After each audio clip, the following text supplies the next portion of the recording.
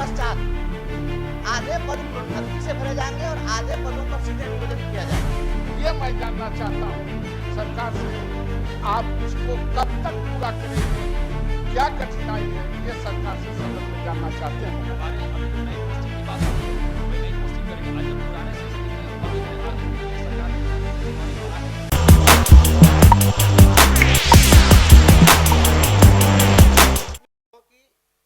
अंतिम और चिर प्रतीक्षित मांग से यह जुड़ा हुआ मामला है।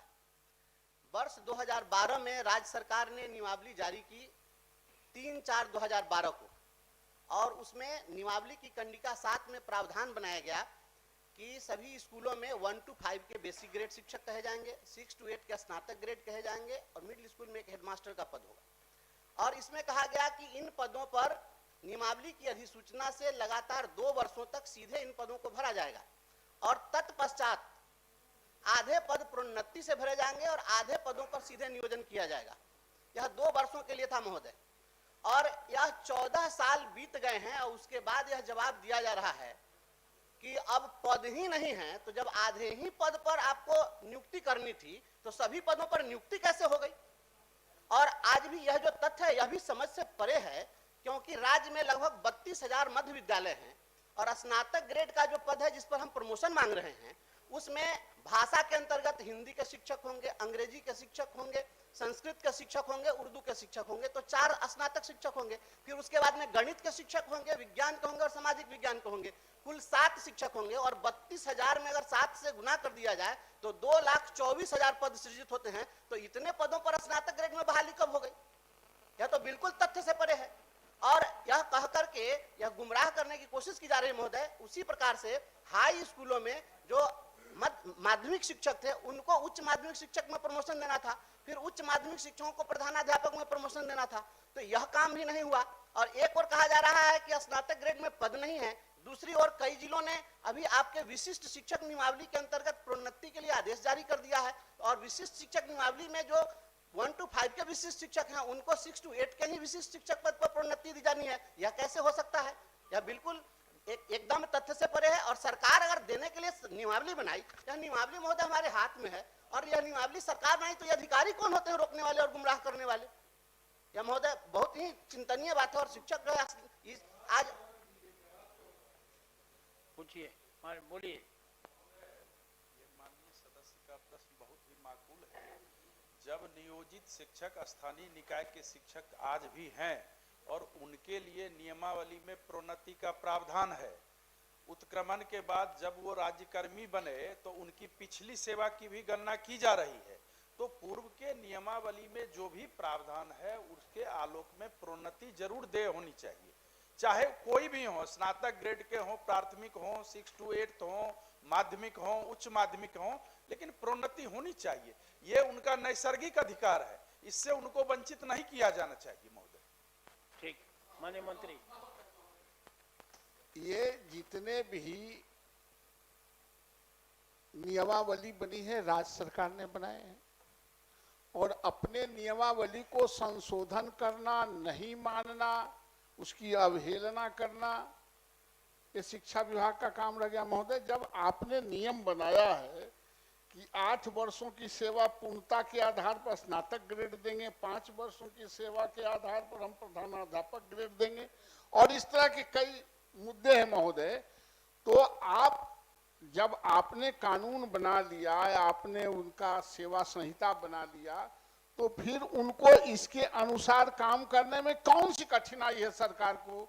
ये मैं जानना चाहता हूं सरकार से कि आप इसको कब तक पूरा करेंगे, क्या कठिनाई है, ये सरकार से सदन में जानना चाहते हैं माननीय मंत्री।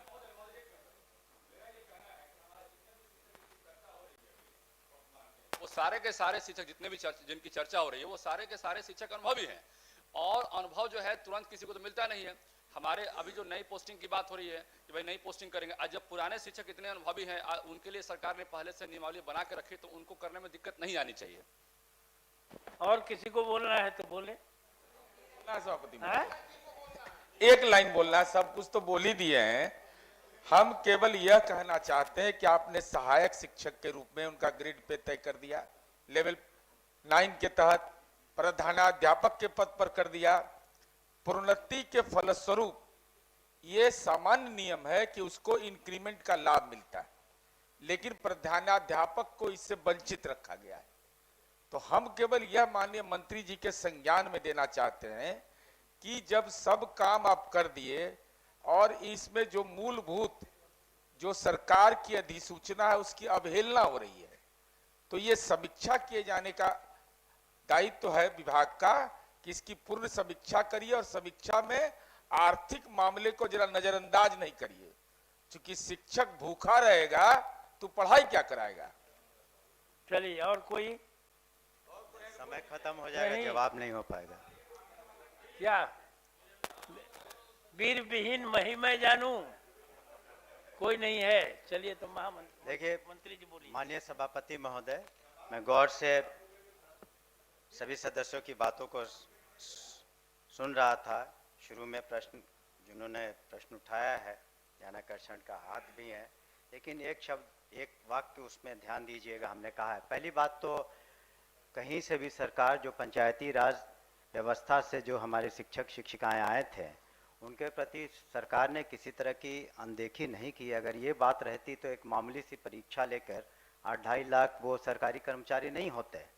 तो ऐसी बात नहीं है कि जो पंचायती राज व्यवस्था से जो शिक्षक आए हैं उनकी अनदेखी की जा रही है। एक और मौका है उनको तो पुनः अपना एक मामूली परीक्षा देने का, ताकि वो सरकारी सेवक बन सकें।